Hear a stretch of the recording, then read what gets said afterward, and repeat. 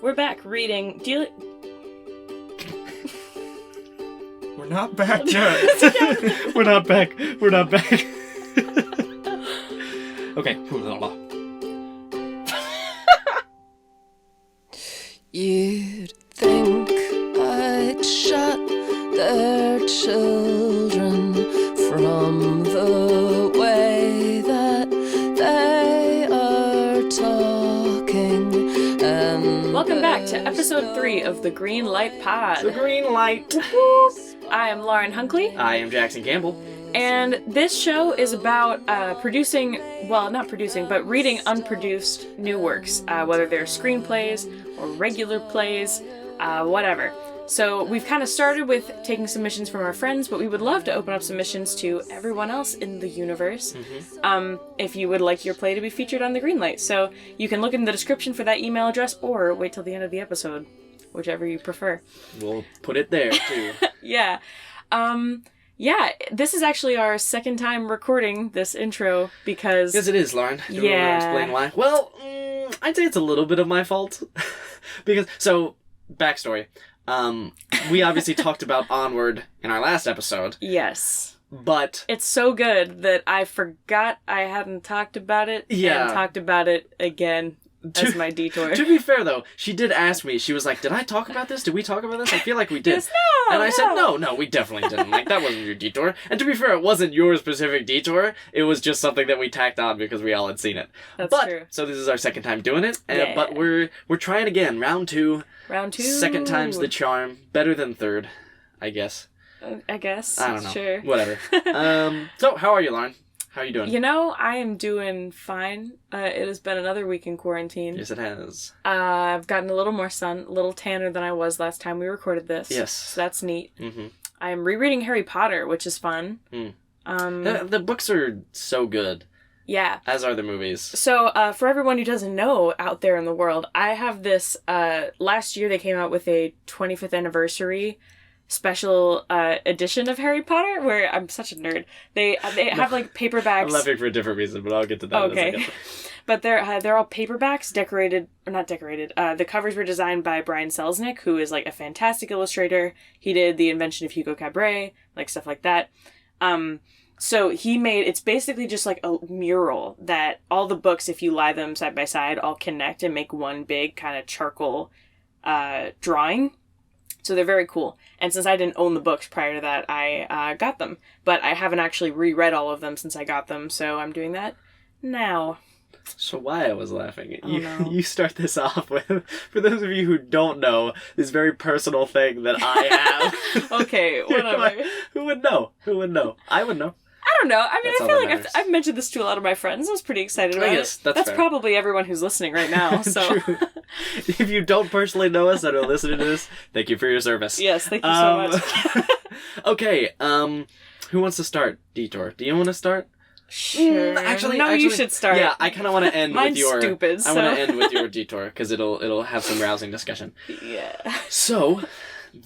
I guess it wasn't this week. It's been a little while since I finished it, but I do want to bring it up because he talked about his detour when we recorded this before. That is true. So he is the same one. So mine is fresh and new for all of your ears, at least. So let's talk about Barry. Yes. The television show on HBO. What does HBO stand for? Home box office? Is that what it stands for? Broadcasting? So I don't know. Maybe broadcasting. I don't know why I thought home box office. Anyways, if you know what HBO is and you're screaming it at your phone or whatever you're listening to on right now, that's fine. You can tweet us when we give you our Twitter later in this episode. Exactly. So anyways, Barry on HBO, starring Bill Hader. It is about a former... Is he a Marine? Yeah, he's a former Marine. A former Marine who turns into a contract killer, I guess is what you would call him. Yeah. And so it details sort of his journey with that, but also his journey into becoming an actor, living in sunny Los Angeles. He goes to Los Angeles to do a job. Yes. And then he sort of falls into this acting community while... he's like tailing the guy, and then the guy goes into an acting class, and he gets pulled up on stage and just falls in love. Yes. So it deals with that. Bill Hader is the star. I don't know if I mentioned that. Did I mention Bill Hader? I don't think you have mentioned that. He's fantastic. I should have mentioned Bill Hader to start, to end, in the middle, everywhere. Yes. This is going to become a Bill Hader podcast, just because I want to talk about him so much, of how good he is on this show. There's 2 seasons out on HBO right now. I got through both. They're both outstanding.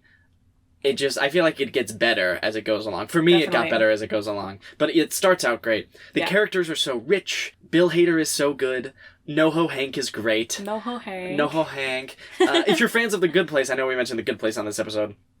The actress who plays Janet on The Good Place is also in Barry. Yeah. And she's very good. Henry Winkler as the acting coach is outstanding. Stephen Root as Barry's manager. Fuchs. What did I say? You just said Barry's manager. Oh, yes, Fuchs. And not an acting manager, his assassin manager. His assassin manager, yes. The two very different things, I would say. And it's great. I love... Laura and I are both actors, right? Yeah. And so we sort of understand that world and what it's like. And I'm sure a lot of people have a general idea of it. If you don't, watch Barry, because you will. That is exactly what an acting class is like. Yeah, the acting class, it's so perfect. It's a little bit exaggerated, of course. A little course, bit, but only a little bit. Yeah, only the slightest amount. It really is a great look into the ridiculous world that is acting. Yes. And it does that so well. What else to say about it? There's so much to say about it, but I don't want to give anything away. Yeah, without spoiling anything, there's a really great episode in season 2 that Bill Hader directs, because it is mostly his stunt double What can't this man do? Yeah, that's true. What can't this man do? It's my favorite episode in the series. I think probably yours too. Yeah, it's definitely... Yeah. If you see an episode, like you get there, it's a dad and a little girl. If you have watched Barry, you know what we're talking about. Yeah. It's amazing. It's mid-season 2, I think, like maybe episode 4 or 5 or something like that. But that one's outstanding. The direction is great. Does he direct any more? Or is it just that one? I don't think so. I think it's just that one. Well, because that's the only one when, again, like, he wasn't really in it that much. That's true. That's true. I feel like he might have co-directed some of the other ones. Doesn't matter. Maybe, yeah. Doesn't matter. But, yeah, outstanding show. Barry, watch it. So good. All right. Now for the real discussion. Yeah, let's get to the real discussion. A less fantastic show. This is some... It's still very fantastic. It's good in its own way. It's good in a very different way. It's good for what it is. Yes. Yeah, so... you may have heard of some... It is some good old-fashioned reality TV trash in the best way. Too Hot to Handle on Netflix. Yes. 8 episodes on Netflix. We really only watched it because one of our housemates knows one of the guys on the show. Yes. We won't name him. I don't know. Should we name him? He knows Bryce. He knows Bryce. Okay. He knows Bryce. Well, one of our housemates, it's Blake, who has appeared at this point twice on the podcast already. He's going to be reading action lines for us this episode, too. Yes, so Blake will have been on every episode, which is funny, because Blake was the most vehemently opposed about doing a podcast. Well, he just will not host a podcast. Yeah.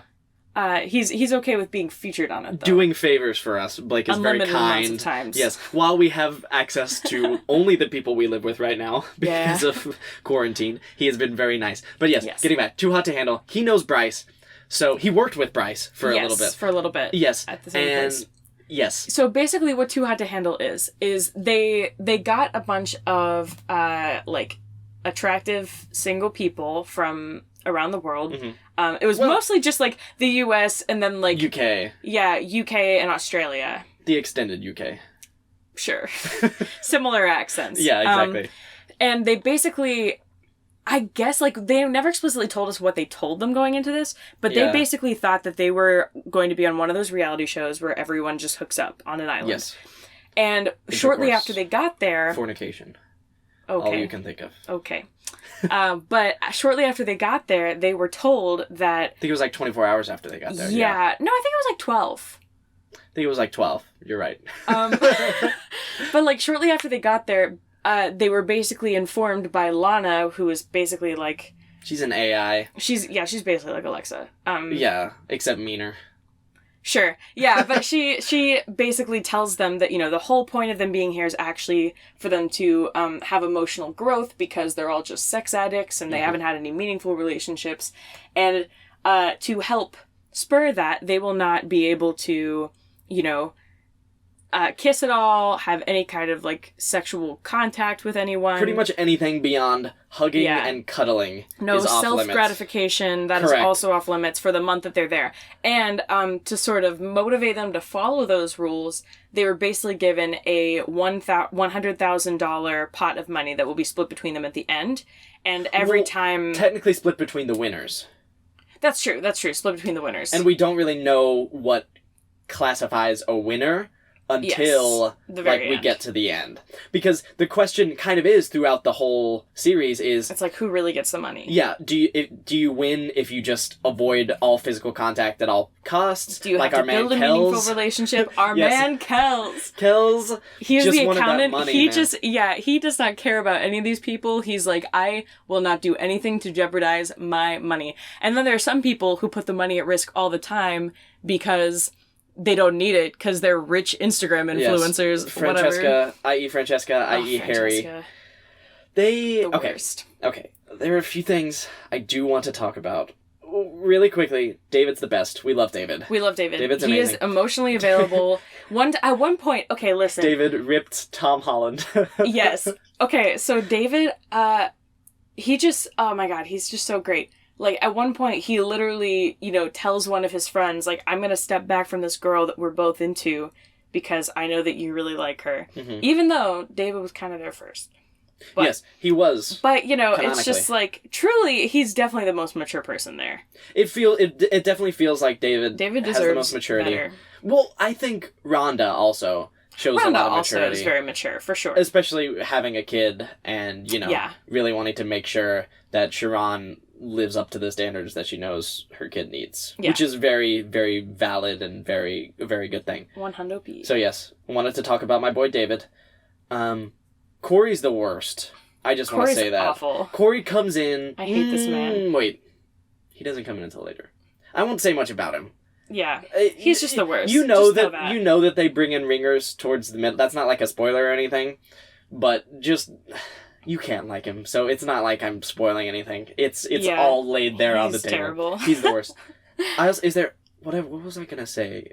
Because I had another point. Haley, maybe? Were you gonna talk about Haley? Oh, yes, I was gonna talk about Haley. This is a bit of a spoiler, so if you haven't seen it and want to skip ahead a minute or so. Yeah, skip ahead like a minute and a half, maybe, because it might be a little bit of a discussion. Okay. Yeah.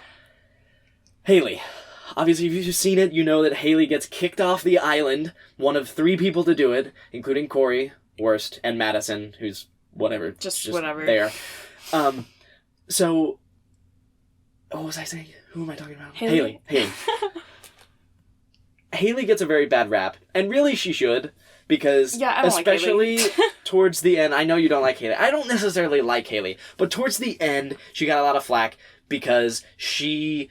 wanted to have nothing to do with anyone else. She hated anyone else. Everyone's extremely stupid. negative. I hate them all. She Correct. also doesn't know where Australia is, which is fun. I would wager that 50% of the people there are not good at geography. I'd wager 100% of them Even aren't David, good at geography. who we like, cannot spell excitement. That was emotional for him. Whatever. Okay. So, Haley got a lot of flack, rightfully so, because she was very not into the whole process, which is why she was kicked off.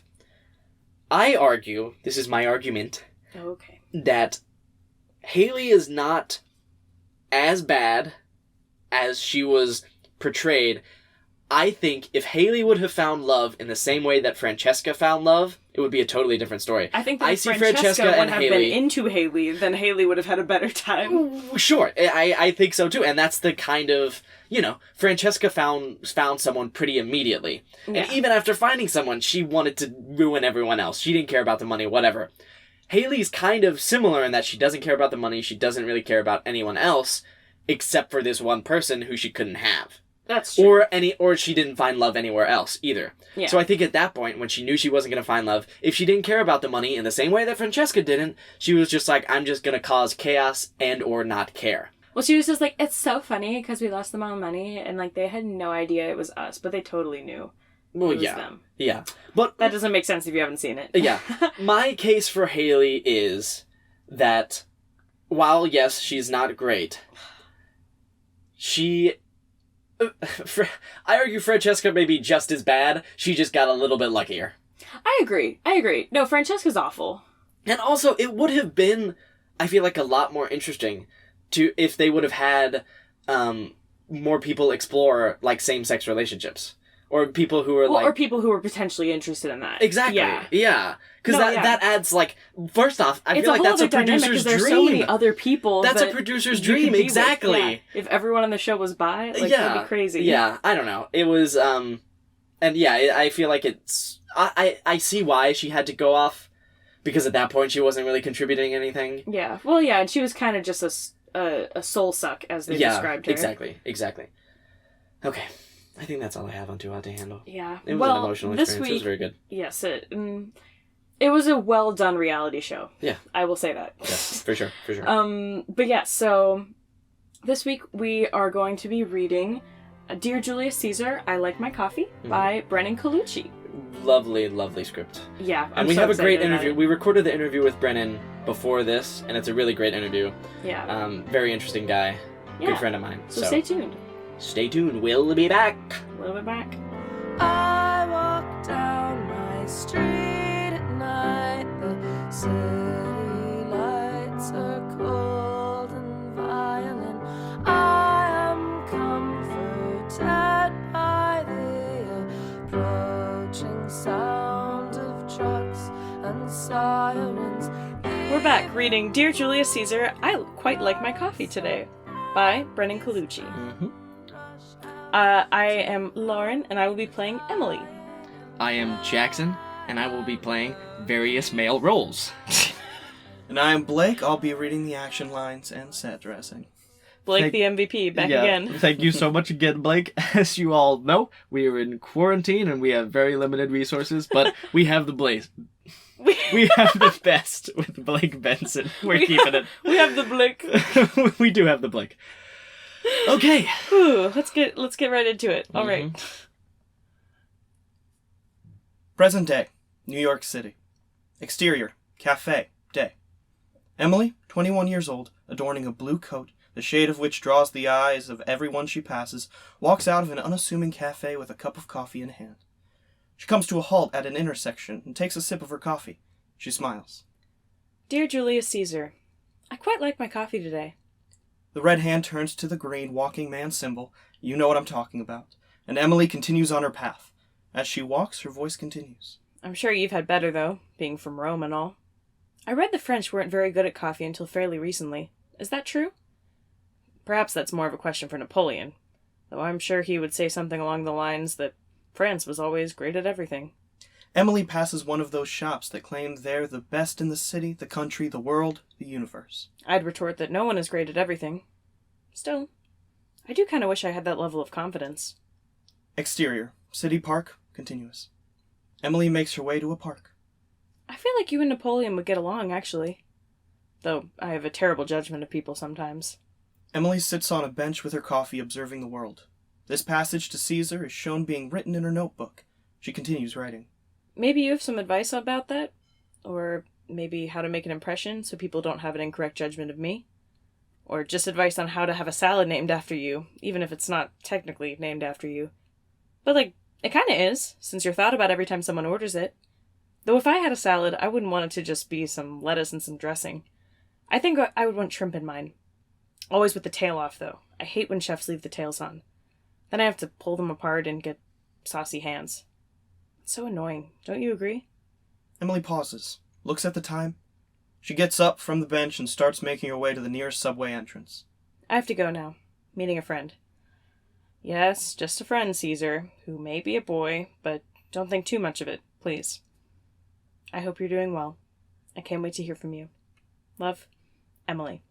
Emily descends the stairs into the subway. Interior, bath, night. Julius Caesar, nude beyond his signature laurel wreath atop his head, finishes reading Emily's letter in his bubble bath. He puts the letter to his side, takes a piece of parchment paper and an ink pen, and starts writing a response. To Emily. How long has it been? Did you win that soccer tournament? Is Lauren still the absolute worst? Caesar's response continues as he gets up from the bath and continues getting ready for bed.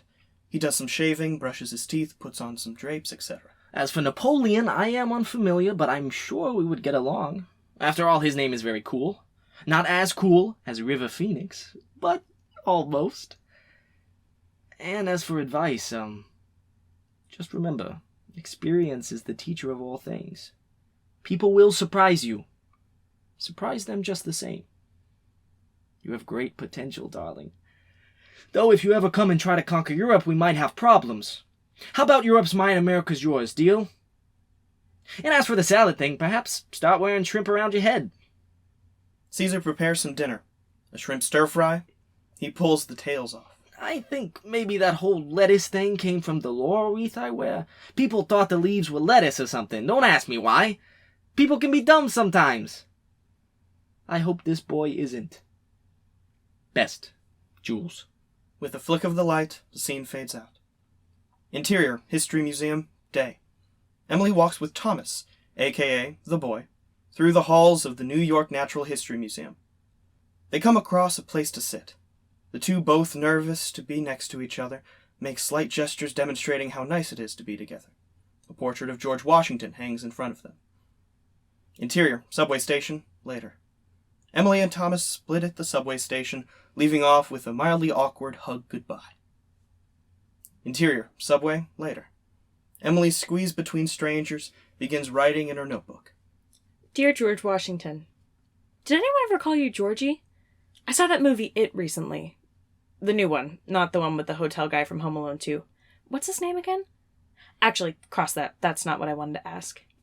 Exterior, Brooklyn Bridge, night. Emily walks across the bridge among strangers. She's still stuck in thought. I wanted to ask you about that time you crossed the Delaware.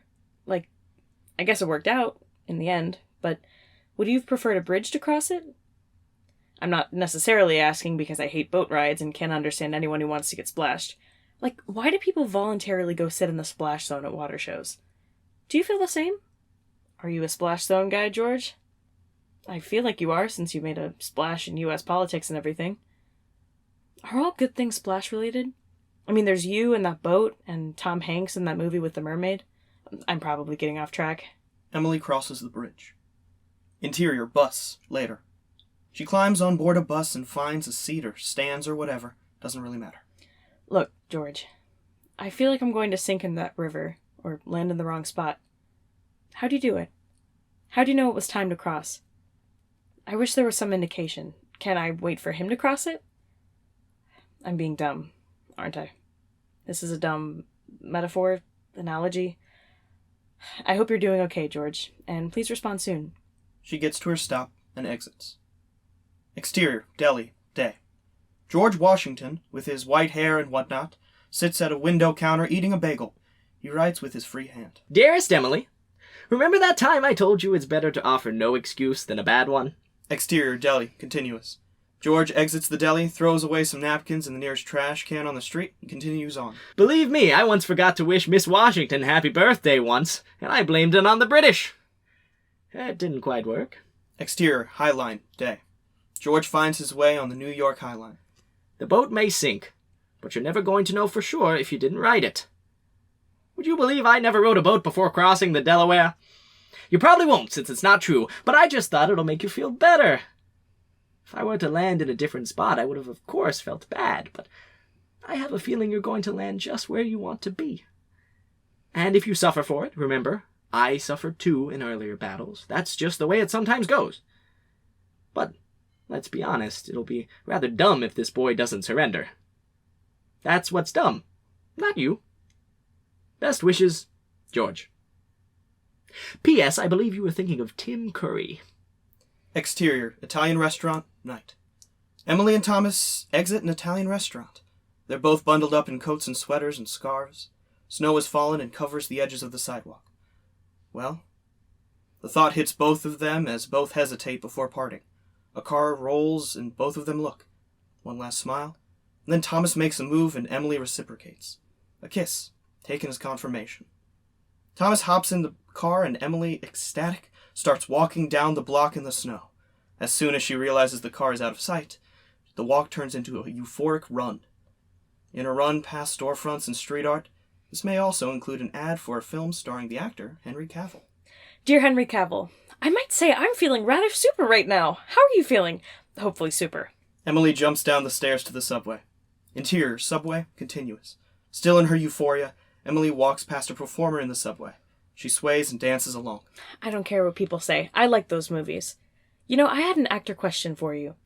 I wanted to ask you, do you think Shakespeare ever thought about putting songs in his plays? Like, I know everyone called him a genius, but if he was so genius, why didn't he ever write a musical? Exterior, city street, later. Emily, back on the street, crosses a crosswalk. Also, I find it weird that you guys over in England call crosswalks zebra crossings. You have to admit it's a bit weird, right? I get it, though. They do look like stripes. Interior, apartment, later. Emily enters into her apartment building and ascends the stairs. I'm sorry for all these questions. My mind is racing right now. Do you think Superman feels extra super with Lois Lane? I can't catch a breath. Interior, apartment room, later. Emily is finishing writing this letter at her desk. I can't wait to tell you all about him soon, Henry. Only 2 more weeks until winter break, and I get to see you again. I'll bring photos. Emily collapses on her bed. Interior, mailroom, day. Emily opens her mailbox to find nothing there. She is struck with confusion. Montage. Emily checks her mailbox numerous times throughout the day to no avail. By the 3rd time, Thomas joins her in her wait. They even order Chinese takeout. Eventually, she receives a call. Her phone screen reads Mom. One look and one gulp to Thomas says everything about what she expects. She picks up the phone. One tear turns into many. Interior, train station, night. Thomas hugs Emily goodbye. Emily heads towards the train with a suitcase rolling behind her. Interior, train, night. Emily boards the train. She places the suitcase in the overhead carriage and takes a seat by the window. Exterior, cemetery, day. Emily, wearing black, attends a funeral service. Interior, kitchen, day. Emily hides away in the quiet kitchen, avoiding the large gathering that can be seen through the doorway. Emily's grandmother enters the kitchen. The two smile at each other in the sort of way that can personify the absurdity of what do we do now. But her grandmother has an answer, it seems, when she motions Emily to follow her. Interior, bedroom, day. Emily's grandmother leads Emily to the desk in the bedroom. On top of the desk, Emily sees a letter addressed to her. She turns to her grandmother, but she is already gone. Emily sits at the desk and begins to read the letter. Dear Emily, I'm glad to hear everything is working out. I knew it would. Pardon me for not playing along this time around. I did have my nurse explain to me who Henry Campbell was. I gotta admit, he's quite handsome. I'm not sure I'd be the right fit to play him anyway. Though I thought I pulled off Travolta so many years ago when you were taking those dance lessons. I want to let you know your letters have always meant the world to me. You've always made me feel like a kid with these, playing pretend. You've kept me sharp through the years. And, well, gosh, I hope you've got something out of this too. There's no best part for what comes next, but maybe I'll end up meeting all those men you wrote to and whatever happens, and maybe I'll get some real answers for you. Wouldn't that be something? But I do think you have a good gut and good heart, and you'll do well regardless. You're like your mother in that regard, which I know you don't want to hear. Emily, through her tears, cracks a smile. I love you, sweetie. Keep your grandmother busy, and if she finds another guy, make sure he's a good one. But not as good as me. I'm going to miss you. Love, Donald. Emily puts down the letter and closes her eyes and takes a deep breath.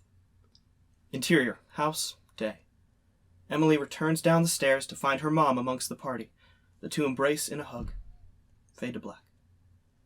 Titles, weeks later. Exterior, park, day. Emily and Thomas sit next to each other at a park bench, both with coffee in hand, enjoying the view. Emily starts to try to feed the pigeons with crumbs of her pastry. Dear Papa, I quite like my coffee today. I wanted to ask, do you think pigeons have a favorite type of bread? They're not really taken to my croissant. Fade out.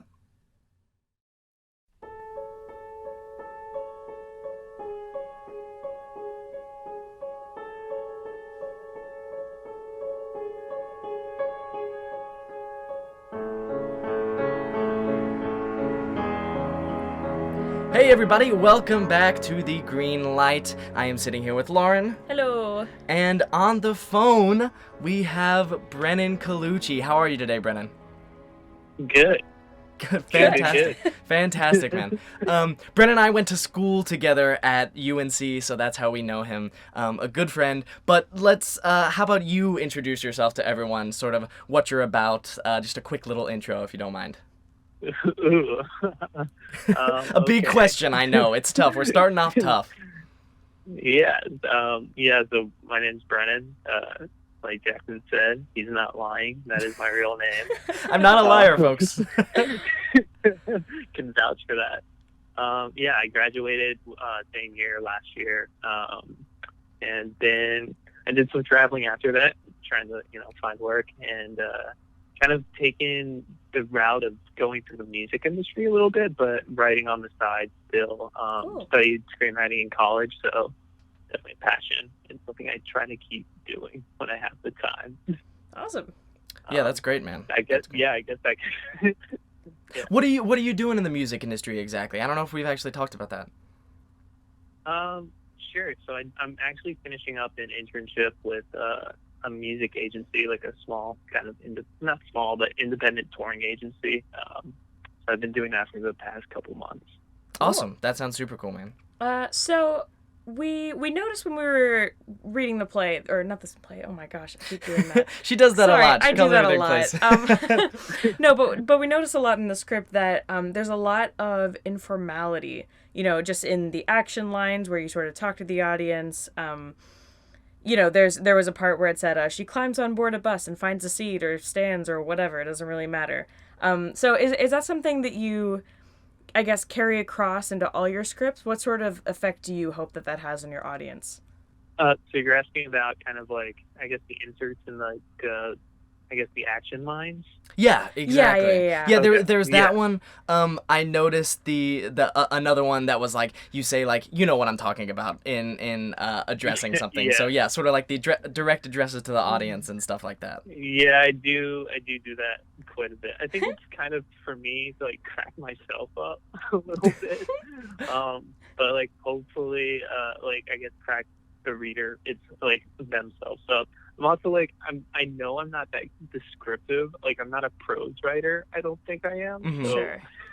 I try to do the other route where I'm like, if I can make the action like comedic, that will make it like entertaining For to sure, whoever's yeah. reading it. No, yeah, I love that when reading scripts. Yeah. I do. I love when like the writer talks directly to me. I don't know.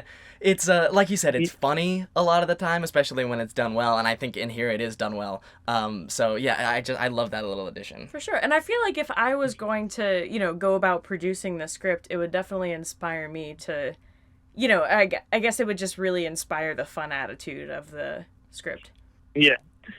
And I think one of the ones you brought up, like, whatever, it doesn't matter, was just me giving up on I was like, whatever. I was like, oh, just a little inside the writer's mind there. Yeah. I was like, I think I wanted to, like, go ahead into, like, the dialogue, and I was like, all right. Let's just get into this. Yeah. No, that's great. That's great. So here we have Julius Caesar. We have George Washington. We have Henry Cavill. Where did those three men, how did you come up with those three? Is there a particular reason you have those three, or what? Do you have crushes on all three? Because I think I kind of do. That's fair. Yeah. Well, I don't know. To be honest, I think like the Julius Caesar thing was the first one. Like it was it was one of those cases where the title like almost came first. I think it was in a cafe, and I was trying to figure out something, and I was like, what if it was like a girl writing a letter, and it was like, "Dear Julius Caesar," the whatever it is, and I like my coffee today, and I kind of went with that, and I was just like, I think a lot of the parts of this is like it's rambling, and what I was kind of just doing that myself, and then Sure. I messed that into the first, I guess, letter, and then I backtracked, and I thought, how can I make this something, or work with it, and then I guess the George Washington I came next. I think I was just trying to think of another historical figure, and he's the guy that came to mind. I feel like when I think, what's a historical figure, George Washington is the first person I think Definitely, of. for sure. Yeah, exactly. So I think it was the next step for me. And then I think I knew that the third one I wanted to be somewhat like like a modern celebrity. Sure. But someone that like I can throw out and was like had some significance that was broader than, you know, a random celebrity. Like I was Sure. like if this can reach a more general audience, like I'm not going to throw some, you know, more niche actor. I think picking the guy who played Superman worked. And then when I was writing the dialogue, I was like, in the moment where she's like feeling super, I was like, oh, this does connect. And I can Yeah, work for with sure. that. No, that's great. And I thought it was interesting. I didn't even think about the fact that he played Superman, even though obviously you reference it. But I was thinking like, okay, the first two with Julius Caesar and George Washington, while hunks in their own right, sort of more almost these father type figures or like grandfather, as we come to find out. Someone you'd envision asking for advice. Yeah, and then the third one, it's like she's in love, she's ecstatic, she's feeling super. Throw someone who's objectively hot in Henry True. Cavill, sort of to Right, mirror yeah. the way she feels. You know, that's super cool. Yeah. Yeah. So, kind of piggybacking off of that, did you envision the same actor playing all three of them, or someone different playing each one? Oh man. Well, honestly, when I was writing this script, it was like I was writing it with like in mind of like, could I film this in New York? Like I was in New York when I was writing this, like for the month, and I was like, I don't know anyone. Like Yeah. I have 3 friends here. They're not actors. Like I don't have any audio equipment. Like I'm like, how can I do it? So like I had 2 kind of ideas in mind. Was like I could maybe, you know, it's like this new wavy still like French new wavy thing where it's just very frenetic, and it's, I guess the same actor, it was just wearing a wig, like or 3 different wigs, and it's like shot by the side or something. It's like very bizarre. And or, you know, I was thinking of it as like an animated thing, which is kind of like what I think was the original idea, but I can't animate. So it's Sure. like, I don't know. You know, But, I honestly, yeah. I was telling Jackson this when I first read it. I definitely envisioned, like, you know, when it cuts to Caesar answering her letter, it just kind of pans up to a little Caesar sign, and then the guy starts talking. she was envisioning the Little Caesar's mascot as Yeah. Julius Caesar, to clarify. I like that interpretation. So hey, if you're listening to this and want to produce this script, you gotta have Little Caesars in And you it. got a good brand partnership right there. Yeah, exactly. Yeah. Um, Maybe it's their next commercial in general. exactly. A very long form commercial. That'd be perfect. Yeah. Sort of going off of the like this actually being produced. So obviously, sort of the way that you have Caesar and George Washington talk, it is very like modern. Do you imagine? Obviously, you said like the different wigs and everything, but do you imagine them in like modern day clothing? Obviously, Caesar sort of getting ready for bed, wearing nothing but a laurel wreath, which perfect. But then George Washington, like, is he in like his pantaloons, or like is he wearing like diesel jeans? Like, what are we thinking here? I think I was thinking they were wearing, you know, old-timey clothes. Or at least like the wigs were at least like there. I think that's great. I also love the idea of George Washington in his powder wig while also wearing like jeans and like a t-shirt, something like that. Yeah. kind of that contrast. But no, yeah, that's great. Something I noticed that I really liked was that all of your characters have these very specific quirks.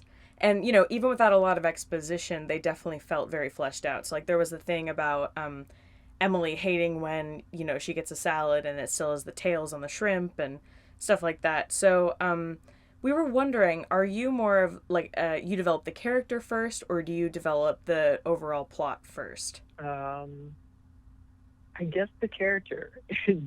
Like, the whole like, I think it's kind of always, I mean, I think it's always the case where it comes from the writer in some sense. So I think it's quirks or things I find like that are true about me or other people I know, and I like write off of that. But I think usually it's character. Okay. I say that with some hesitation, but like Sure. Usually it's like I think of scenes or I think of dialogue, and I usually write outside of that, and then I develop from there. Gotcha. I think in like, you know, I've read this one, and you know, I've seen a couple of your things produced. Been in one, actually. Hey. Fun fact. He was. I think you read this whole letter, and we only used like a bit of the dialogue. Yeah. Which I was a little upset about because I wrote this whole letter. I was like, this is some great jokes, and then we used one. Yeah. Well, it's funny too because that was actually, I think that was before I even met you. That I did the voiceover with Jacob Suggs, and then just after that, I don't think I met you until later, which is super funny. I was a very bad director where I was like, Jacob was like, we have this guy who's going to do some voiceover. You want to come to the booth? And I'm like, I have like civics homework or something, and I like dodged it. No, I regret it. No, for sure. No, but it's so interesting that I met you. I was in one of your things before I even met you. But yeah. I kind of mentioned, the shrimp tail on the salad thing, and I just have to ask, if you had a salad named after you, what would be on it? The Colucci. Oh man, I feel like it has to be some like Italian. With your name, it would have hard not to be. I don't want to like fake people out. Like, I'm going to order the Colucci, and then there's like no mozzarella on this. Like, what is this? The Colucci is at least 50% mozzarella. So I think it's probably like some boring like tomato mozzarella thing. Sure. And then like spice that up with some obscure sauce that like doesn't really make sense, but maybe it works. I don't know. Alfredo sauce. I'm not a fan of Alfredo sauce. Just to clarify, that we have on record, the Colucci would be tomatoes, mozzarella, and Alfredo sauce. That's it. That's what we got. Yeah. All right, perfect. Transitioning a little bit to like sort of half script questions, half like you questions. So Emily asked Henry Cavill about Shakespeare and music, and why didn't Shakespeare write a musical? I'm gonna ask you a similar question. I'm Emily and you're Henry Cavill in this scenario, so good for you. So obviously you do a lot of music. You listen to a lot of music. You're working in the music industry right now, and from being friends with you on Facebook, obviously every year you put up a list of albums that you recommend, and half of them I haven't even heard of. So obviously you're very in touch with the music scene. Do you envision using music in your scripts in like in different ways or different creative ways, or is that something you sort of don't think about? You sort of separate the two? Oh man, no, I definitely think about it. I think when listening to certain pieces of music, it's always kind of cinematic in some way. Like some of the best music is cinematic, and I see a scene, and I'm like, okay, maybe I can use that. But like, I feel like I would be hesitant for using a lot of music and stuff. Like if I had the choice, like because then it's the best movies. You don't like. It's not. I'm trying to like frame this and. No, for sure. I feel like some of the best music, it's more about like the actual like the score, and like there's one or two scenes that has like some pop music involved, and I think that's kind of how I approach some of what I'm writing at least now, where I'm like, okay, like I want this one scene with this one song, and that would be the one song people know from the movie or something. Instead of, I guess, like a Baby Driver or or Pulp Fiction, which I love. Like those movies are great, and like their soundtracks are great. But I think something that's more subtle and I don't know, bigger in that moment is, I guess, something I would probably want to achieve or something. I don't know. Yeah, but that's really cool. Kind of a ramble, but maybe that makes sense in some way. It does make sense, Brennan. It makes perfect sense. Okay, so I'm going to ask you to tell me 2 movies. One movie, you're going to sort of be a part of our segment, our Detour of the Week. One movie that you've watched recently that you enjoy and would recommend to people. And I also want you to tell me a trash garbage movie that you absolutely love. I want you to embarrass yourself on this podcast, Brennan Colucci.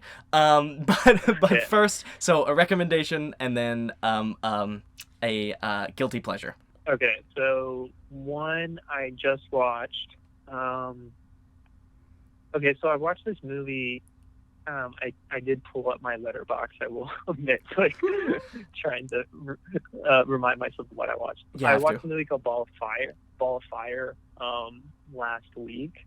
It was like a 1940s like screwball comedy, and I think it was written by Billy Wilder and directed by Howard Hawks. Hopefully, I didn't mess that up. But I thought the premise was so genius, and I was like, I'm mad that this was done. It was like I'm mad that I couldn't come up with this. Sure. But it was about this like group of like people working on an encyclopedia, and the basic setup to the joke is like they're working on this encyclopedia for like years, and some guy off the street comes in and starts saying all this slang, and they're like, "What is this?" And that basically sets the guy up to like go investigate the actual like slang words of the time. And then he meets someone he falls in love with, and then it becomes this like love triangle crime comedy film. It's great. So I'd recommend. That sounds bonkers, but in a good way. Yeah, it's pretty good. And then I guess trash film. The one that came immediately to mind is, have you seen? I don't think it's 101 Dalmatians. I think it's 102 Dalmatians. Whatever the live action sequel is. The live action the sequel. live action one. So, yes. But the live action sequel, not the original live action. Yeah, the live action 101 Dalmatians, the second one. Yes. That's perfect. That's perfect. That I'd argue that's too good of a movie, almost. But no, I hear you. That's great. I rewatched that movie with some friends when I was out in LA last year when I went to see you guys, and it's not a good movie, but surprisingly, like the costume design and production design, I was like, this is actually solid. Oh, that's great. And I think Glenn Close puts on a phenomenal performance as Cruella de Vil.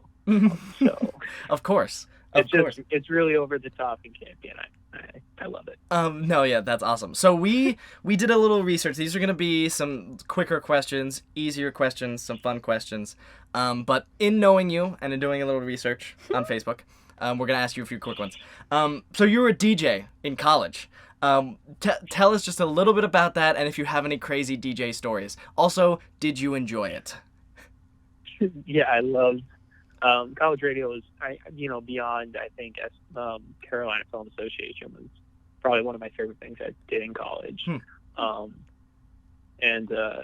loved it. So late hours, just the kindest people. Like, it's a lot of wild people, but like they're all lovely and amazing. I was on the management team senior year, so like I was able to kind of meet a lot of the DJ body, which is awesome. Crazy stories. Well, I always bring up this time where my set the first year, they kind of phase you, so you have to do like a midnight set first go around. So I did a midnight to 3 a.m. set. Wow. My first time. And there was one night where it was like 3 a.m. and someone called in and requested Queen's Fat Bottom Girls. I was leaving. It was 2:59 a.m. and someone called in and was like, requested that song. And I didn't get requests that often, so I was like, all right. Gotta do this one. So popular. Like he had to have such a night to like be like, I'm going to call WXYZ and request this song at 2:59 a.m.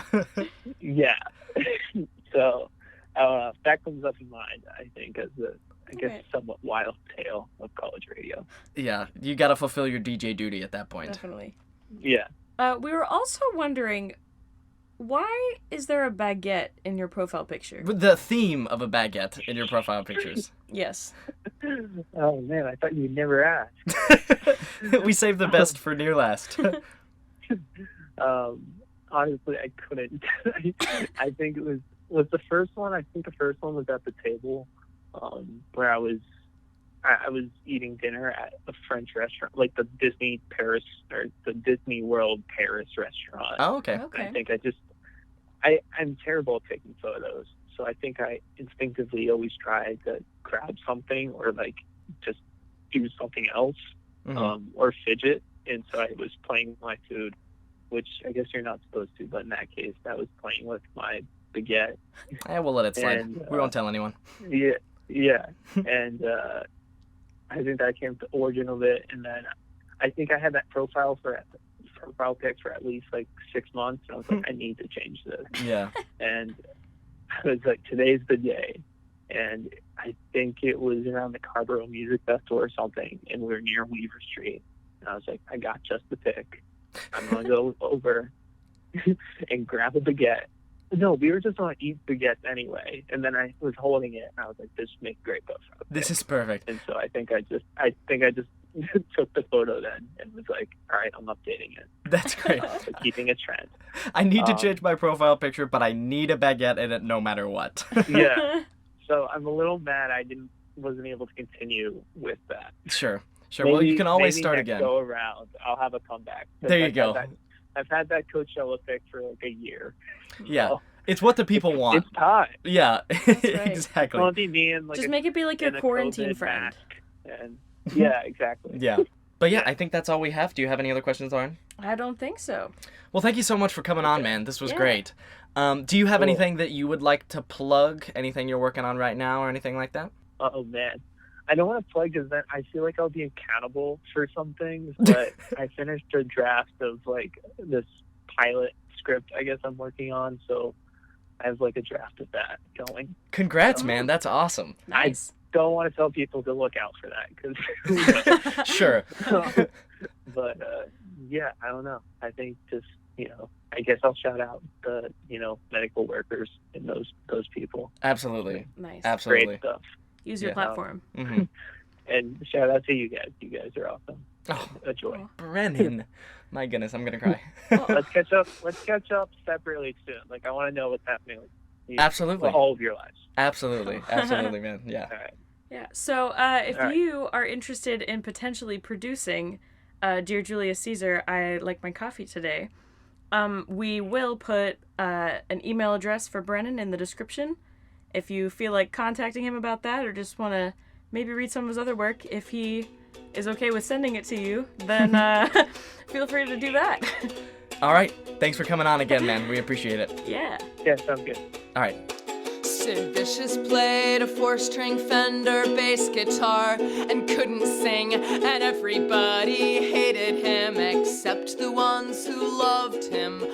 Hey everybody, one more thing before we go. We'd just like to thank our guest one last time, and also a huge thank you to Amanda Palmer. She has all the music in these first couple of episodes because she makes her music free for anyone to use in what they want, which is such a beautiful thing for an artist to do, to gift her art to everyone so that they can then use it themselves. So thank you so much to Amanda Palmer for that. However, if you would like to hear your music on this podcast in the same way that you heard Amanda Palmer's, or if you have a script, a play, a movie, whatever, please submit it to tglsubmit@gmail.com. That is tglsubmit@gmail.com. Right now we're looking for scripts anywhere between like 5 and 15 pages, roughly. Mm-hmm. But, if you have something else, send it over and we can see what we can do with it. Yeah, hopefully eventually we'll get to do some bonus episodes that are maybe a little bit longer scripts. But for right now, we're looking for pretty short scripts, since we talk a lot. Yes, correct. And also, if you want to follow us on social media, we do have a Twitter and Instagram for the pod. It is at TGL_pod, P-O-D, on both Instagram and Twitter. So that's TGL_pod. Facebook page pending, we'll see. Yeah, we'll see. And then if you want to follow me, I am at Hunkleberry on both Twitter and Instagram. It's HUNKELEBERRY on both sites. Jackson, where can they follow you? I am J_Woodward. That is WOODWARD _C. One more time.